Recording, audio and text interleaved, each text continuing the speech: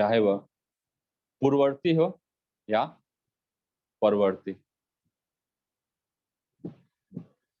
वेदों में बृहदारण्यक उपनिषद 4.4.22 में कहा गया है, उभे उभय वैशयते तरत्यमृत साधो साधुनी।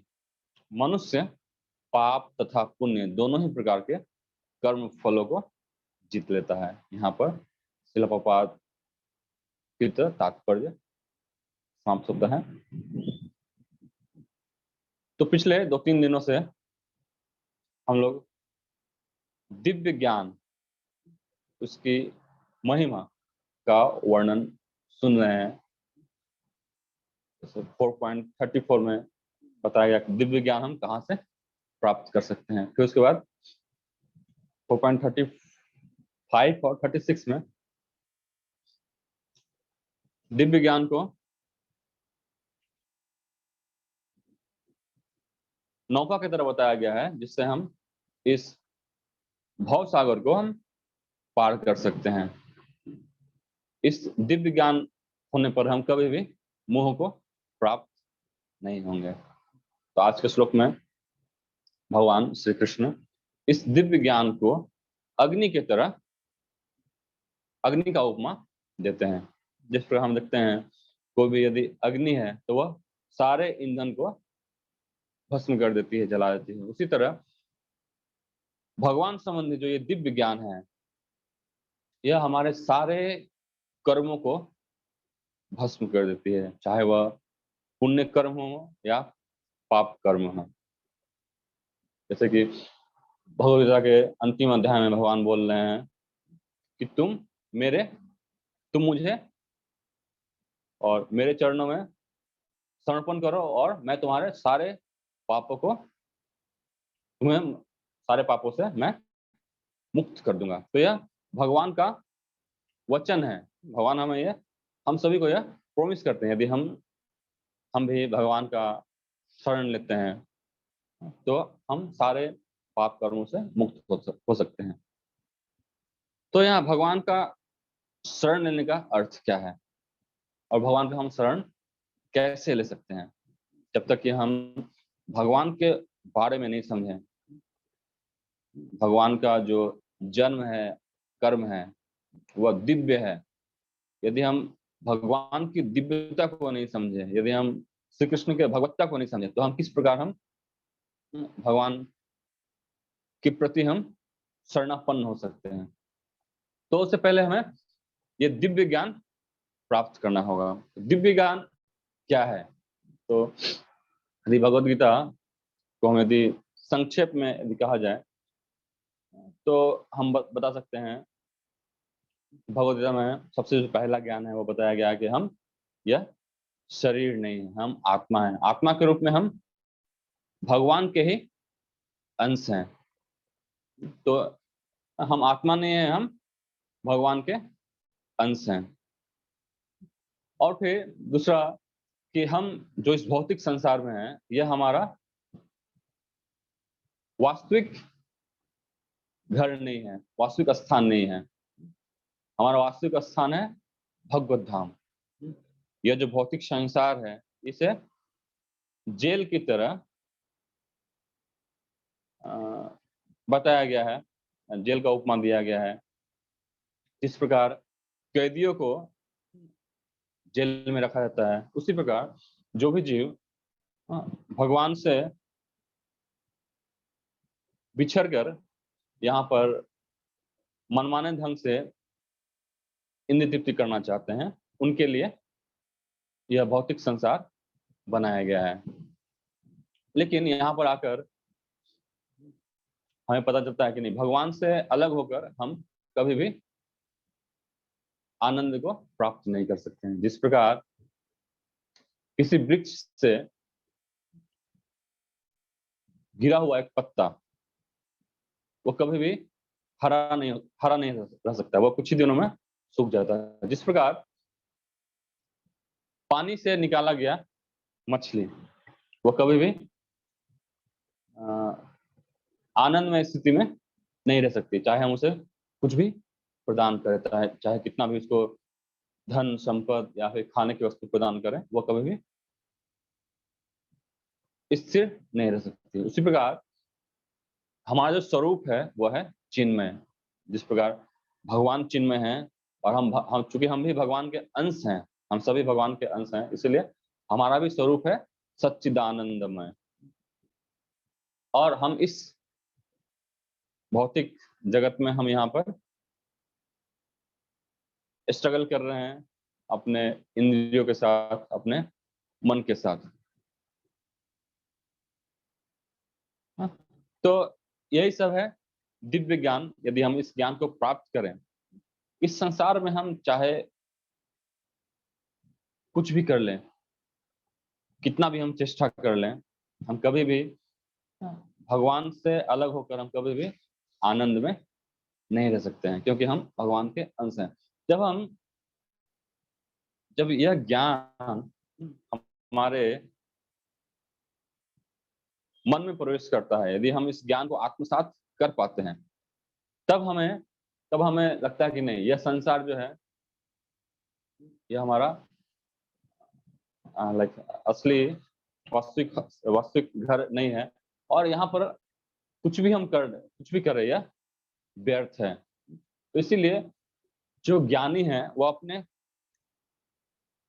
कर्मों द्वारा, अपने मन द्वारा, अपने शरीर द्वारा वह सर्वस्व भगवान की सेवा करते हैं। यही दिव्य ज्ञान का सार है कि अपना हमारे पास जो भी है, जो भी साधन है हमारे पास, उस सभी साधनों द्वारा हम भगवान का सेवा करें। और जो व्यक्ति भगवान को भूलकर इस जड़ जगत में, इस भौतिक संसार में चुनौतियों का सामना कर रहे हैं, इस दुख दुर्दशा से वह सब समय परेशान है, उन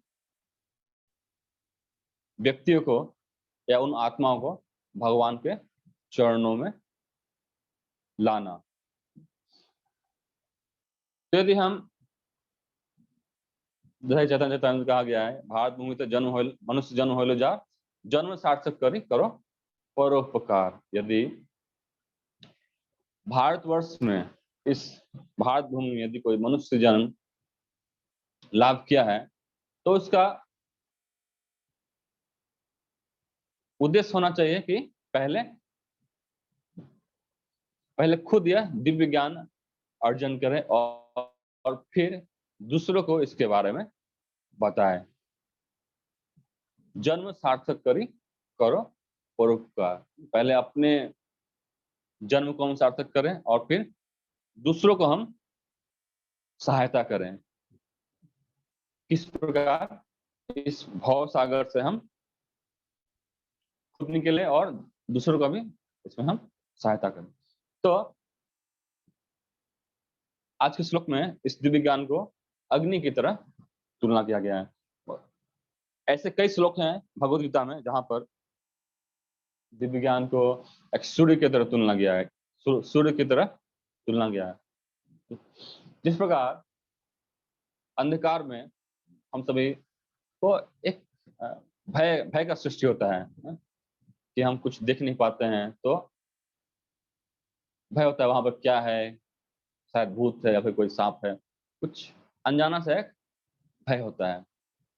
लेकिन यदि वहां पे यदि जैसे ही सूर्य का उदय होता है, सूर्य के उदय से पहले ही समस्त जो अंधकार है और अंधकार के साथ साथ जितना भी वो भय है, वो सभी नष्ट हो जाते हैं। उसी प्रकार यह जो दिव्य ज्ञान है, उसको भी सूर्य की रोशनी के साथ, अग्नि के साथ इसका तुलना किया गया है। शास्त्रों में वर्णन आता है, तमसो मां ज्योतिर्गमय। तो ये जो अंधकार है, ये जो संसार है, यह तमोगुण के अंधकार द्वारा आच्छादित है। तो इस कैसे हम इस तमोगुण के अंधकार को हम दूर कर सकते हैं? तो वह है दिव्य ज्ञान के रोशनी के द्वारा। उसी का अर्थ है तमसो मां ज्योतिर्गमय।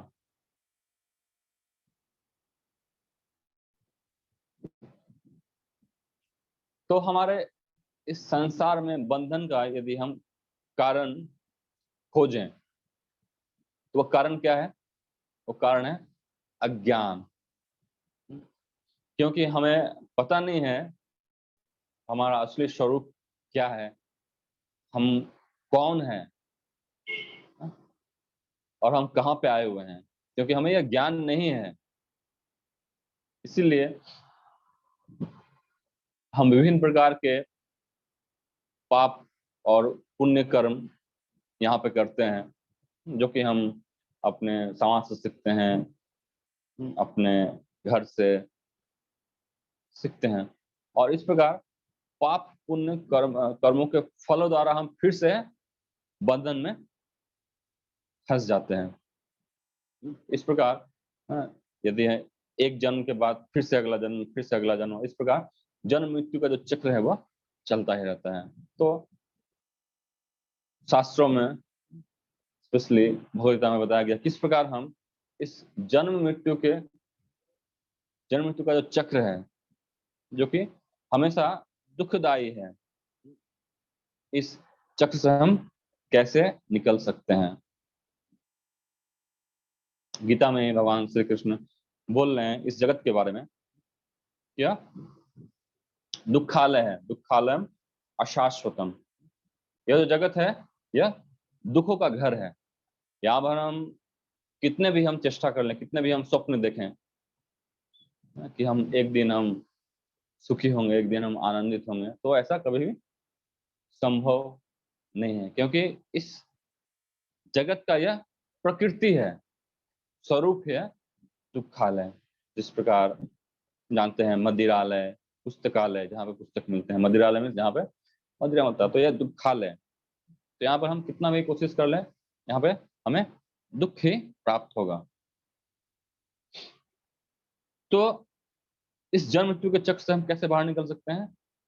इसी दिव्य ज्ञान की सहायता से। इस दिव्य ज्ञान की सहायता से हम समझ सकते हैं कि यह जो जगत है दुखालय है, अशाश्वत है, और यहाँ पर हम कभी भी चैन से नहीं रह सकते, कभी भी हम सुख से यहाँ पे हम नहीं रह सकते हैं। इस प्रकार इसलिए शास्त्रों में कहा गया है इस दिव्य ज्ञान को प्राप्त कर हम भगवान का शरणापन्न हो, भगवान का भक्ति करें। तो शास्त्रों में 9 विधा भक्ति के बारे में बताया गया है। श्रवणम कीर्तनम विष्णु स्मरणम। तो 9 प्रकार की भक्ति में से जो सबसे जो मुख्य है, जो स्पेशली इस कलयुग के बारे में है, वो है कीर्तन। तो ऑब्वियसली ऐसे भी कोई कीर्तन नहीं कर सकता जब तक कि वह श्रवण न करे। तो पहले हमें जो ज्ञानी हैं, जो साधु हैं, जो तत्व ज्ञानी हैं, उनसे हमें श्रवण करना है और उसके बाद फिर कीर्तन करना है। कीर्तन मीन्स भगवान का गुण महिमा कीर्तन करना है, भगवान का जो नाम है उसका कीर्तन करना है, जिसको हम बोलते हैं संकीर्तन। तो इस कलयुग में इस कीर्तन के बारे में कहा गया है, यदि कोई इस कीर्तन का सहायता प्राप्त करता है, इस कीर्तन के माध्यम से, नाम संकीर्तन के माध्यम से, वह आसानी से इस भव सागर को पार कर सकता है।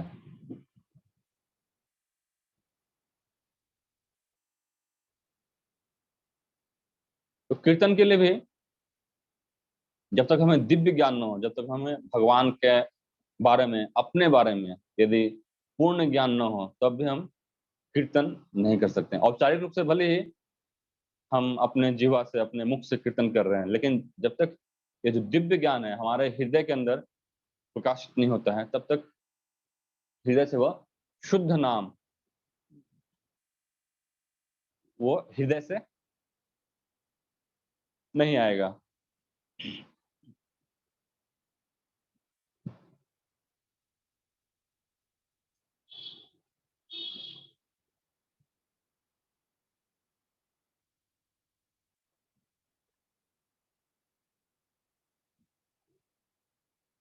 चैतन्य महाप्रभु शिक्षाष्टकम में बताते हैं, शिक्षाष्टकम का जो पहला श्लोक है उसमें बताते हैं, चेतो दर्पणम मार्जनम भव महा दावाग्नि निर्वापनम।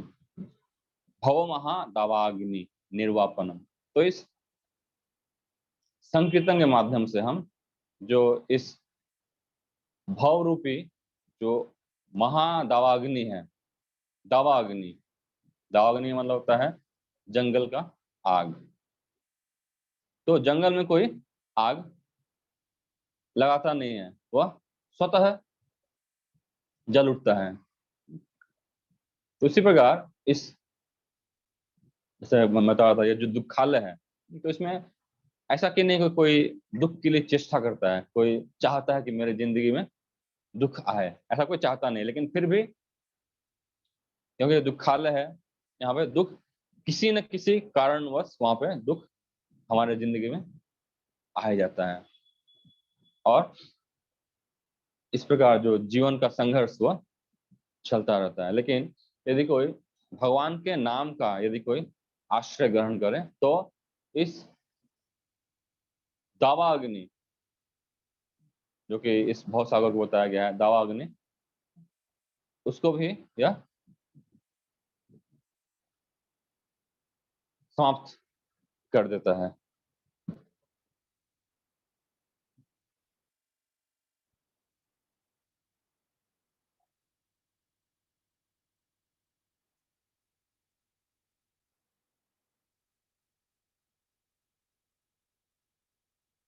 तो अज्ञान के कारण हम विभिन्न प्रकार के पाप कर्मों में लिप्त रहते हैं, और पाप कर्म के कारण उसका फल तैयार होता है। जैसा कि यहाँ बताया गया है इस आज के तात्पर्य में, कि जो पाप कर्म का जो फल है वह बहुत सारे रूप में हो सकता है। वह बीज रूप में हो सकता है, वह अंकुरित रूप में हो सकता है इत्यादि। इसके बहुत सारे स्टेज हैं जो कि हम भक्ति रसामृत सिंधु में हम देखते हैं। भक्ति रसामृत सिंधु का जो प्रथम अध्याय है उसमें इसका वर्णन किया गया है। तो यदि कोई पाप कर्म करता है तो उसका तो फल तो प्राप्त होता ही है, उसके साथ साथ पाप करने की प्रवणता प्रवणता वो भी और तेज होती है। जैसे कि मान लीजिए यदि कोई नशा करना आरंभ करता है तो उसका क्या फल होता है नशा करने से? नशा करने का फल होगा, पहला फल है कि उसका जो हमारा जो शरीर शरीर के ऊपर उसका असर होगा। और इसका दूसरा फल क्या है कि जो नशा करने की जो लत है, वो आदत है, वो पहले से वो और बढ़ जाएगी, पहले से और तेज हो जाएगी। जैसे कोई यदि चोरी करता है तो चोरी का तो फल है ही, पुलिस पकड़ के लेके जाएगा, उसे मारेगा पीटेगा। इसके साथ साथ क्या होता है, चोरी करने की जो इच्छा है वो और पहले से और प्रबल होती है। तो यदि हम इस ज्ञान को प्राप्त करते हैं, दिव्य ज्ञान, तो इस ज्ञान से क्या होता है, न सिर्फ जो हमारे पाप राशि है वो समाप्त होते हैं, बल्कि जो पाप करने की जो हमारे अंदर जो इच्छा है, जो प्रवणता है, वो भी नष्ट होता है। तो इस प्रकार इस दिव्य ज्ञान से हम संपूर्ण रूप से हम हमारा हृदय शुद्ध हो जाता है। शास्त्रों में हाथी का उदाहरण दिया गया है कि हाथी जब स्नान करता है, बहुत अच्छे से स्नान करता है, अपने सारे अंगों को पानी से साफ करता है, लेकिन जैसे ही वह पानी से बाहर आता है, फिर से धूल लेकर अपने सारे शरीर पर फेंकता है। तो यदि कोई कर्म कांड के माध्यम से अपने जो पाप फल है उससे यदि कोई मुक्ति पाना चाहता है तो कर्म फल से क्या कर्म कांड क्या है?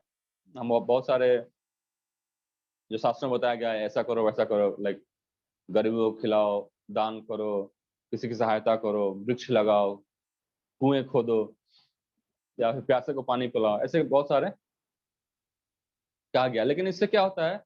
इससे भले ही हमारे जो पाप है उसका उसका क्षय होता है, लेकिन जो पाप करने की जो हमारे अंदर जो इच्छा है, प्रबलता है, वह नष्ट नहीं होता है। लेकिन जो भगवान का दिव्य ज्ञान है, यदि वो कोई प्राप्त करता है, उसके बाद फिर भगवान का आश्रय ग्रहण करता है, भगवान के नामों का आश्रय ग्रहण करता है, तो वह न सिर्फ पाप फल अपितु पाप करने की जो प्रवणता है उससे भी मुक्ति लाभ कर सकता है, और इस जन्म मृत्यु के चक्र से बाहर होकर भगवान का जो भगवत धाम है वहां पर जा सकता है। यहीं पर आज का प्रवचन यहीं पर समाप्त करता हूँ। हरे कृष्णा कृष्णा कृष्णा हरे हरे, हरे राम राम राम हरे हरे। यदि किसी का कोई प्रश्न है तो पूछ सकते हैं।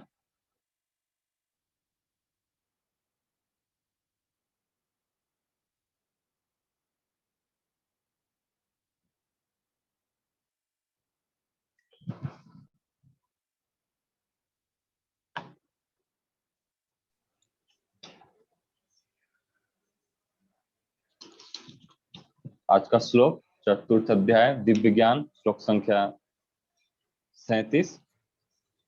जैसे प्रज्वलित अग्नि ईंधन को भस्म कर देती है, उसी तरह हे अर्जुन, ज्ञान रूपी अग्नि भौतिक कर्मों के समस्त फलों को जला डालती है। क्या किसी कोई प्रश्न नहीं है तो यहाँ पर हम समाप्त करते हैं। हरे कृष्णा।